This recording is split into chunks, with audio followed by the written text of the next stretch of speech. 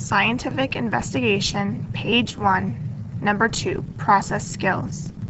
It is necessary for students to develop specific skills to function productively as problem solvers in a scientific and technological world. Scientific investigations, experimental or observational, call upon the use of different science process skills. The process skills may be divided into 4 major categories. 1. Designing an investigation. 2. Observing and collecting data. 3. Formulating inferences and conclusions. And 4. Communicating results. Designing an investigation. Investigating is accomplished when a process is designed to gather information to answer a question or test a prediction using procedures to obtain reliable data. Predicting means forming an idea of an expected result based upon one's background knowledge and experience. Hypothesizing is making a very specific prediction about the relationship between variables based on evidence that can be tested through experimentation. A hypothesis must describe the cause and effect relationship between the independent and dependent variables. When learning how to write hypotheses, it is often helpful to use an if-then format.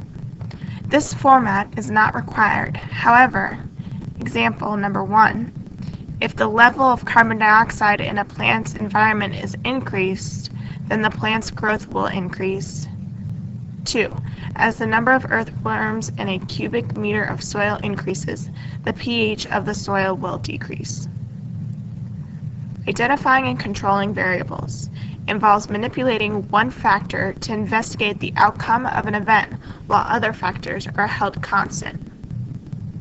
An independent variable is changed by the experimenter on purpose. I change the IV. The levels of the independent variable are the changes the experimenter chooses to make the independent variable. A control is the level of the independent variable that is chosen as the standard of comparison for the results. Usually, the control gets no experimental treatment.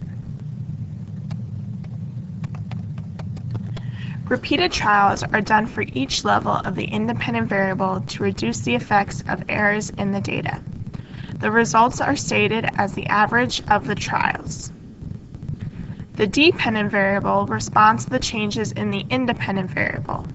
The dependent variable is measured, counted, or observed objectively. Constants are the unchanged conditions in an experiment. Everything except for the independent and dependent variables must remain the same for the repeated trial for all levels of the independent variable. Constants show that the dependent variable is responsible only to the independent variable. B. Observing and collecting data. Observing requires the use of senses to find out about objects and events, their characteristics, properties, differences, similarities, and changes. Qualitative observations describe general qualities such as color, texture, appearance, relative size, or magnitude. Quantitative observations describe the change in measured factors. See the examples that follow. Qualitative observations. The solution turned from blue to yellow and bubbled vigorously. The boiling point of water is higher than its freezing point. The light is bright. Quantitative observations. The solution changed from pH 7 to pH 3, and 3 milliliters of carbon dioxide gas was given off. Water boils at 100 degrees Celsius and freezes at 0 degrees Celsius. The light given off by the bulb was 1,300 lumens. Measuring is the estimation of the amount of some characteristic of an object, e.g., length, mass, force, relative to a standard unit of measurement, such as centimeters, kilograms, or newtons. Measurement involves using an appropriate measuring device with a numbered scale, such as a ruler, balance, or scale, in order to compare the object to the standard. Scientists use the International System of Units, SI, for all measurements.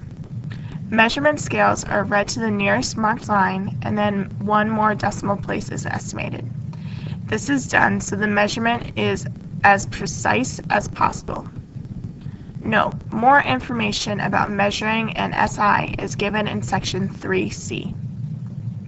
Collecting data refers to gathering and recording information about observations and measurements in a systematic way. While conducting investigations, observational or experimental, data must be accurately collected and reported. Data tables are constructed for this purpose. Qualitative data belong to different groups or categories.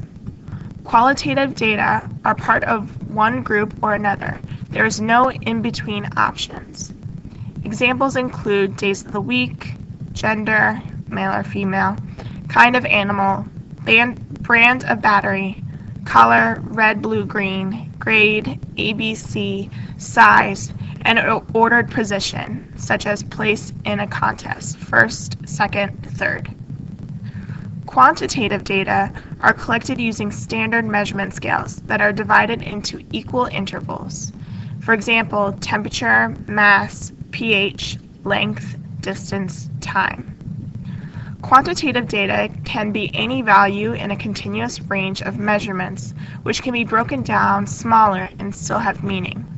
For example, 2 meters or 200 centimeters, 7 grams or 7.045 grams. Note that qualitative observations are different from quantitative data.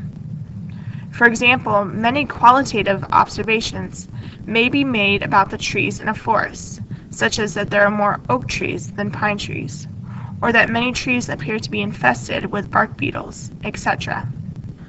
Only when some qualitative features, for example species infestation, is compared, such as the number of each tree species or the number of trees infested, does the data become graphable. A data table makes it easy to analyze data and to report it to other people. The data table for an experiment is given a title that includes the independent and dependent variable.